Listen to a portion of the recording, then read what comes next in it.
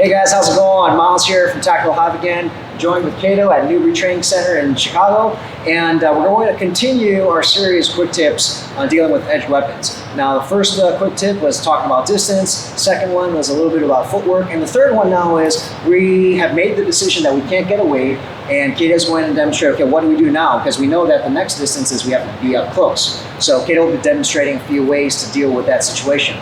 Before I pass over to Kato, a couple things to keep in mind. Remember that these techniques are meant to be practiced first, meaning they're not dynamic. So it's going to be learned in a static environment. But just because you learned it in a static environment, you can do certain things or you know about certain things, doesn't mean you can implement it and actually do it in real life. So just remember, this is for informational purposes initially.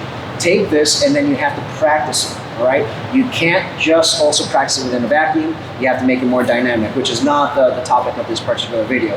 Another thing to keep in mind is there are more than one way to skin a cat, guys. All right, so we're just trying to keep it super simple, especially for those who have no experience whatsoever. All right, so now we need to discuss capturing the weapon-bearing limb. There's multiple ways to capture it. One, you can just catch it. Two, you can X-block it. 3, you can dive and drive and capture the entire arm. But you also, my biggest thing is you want to capture the whole weapon-bearing limb, because if you don't capture it and you just capture the wrist and he starts maneuvering this blade, now I'm at a loss, right? So I want to actually capture the entire weapon-bearing limb and attach myself to it.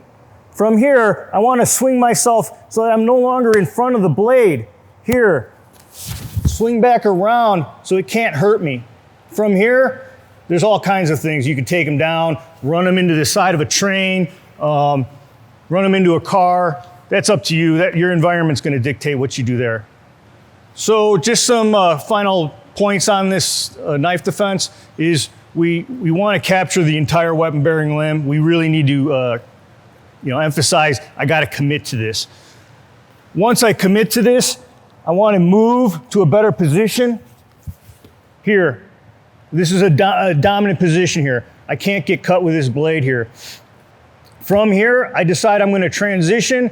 If I'm going to create space, I'm probably going to run him forwards and then access a weapon. So those are a few ways to tie up, capture that weapon-bearing limb. You really got to commit.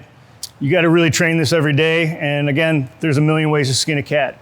And as Kato mentioned, a million ways of doing this. What we're trying to do is share more principles rather than exact techniques, because this is an informational video where you're not necessarily going to learn all of it. You're not going to master this right now. You can take this information and practice it specifically or ideally with somebody who knows what they're doing and who's trained in edge weapons or combatives.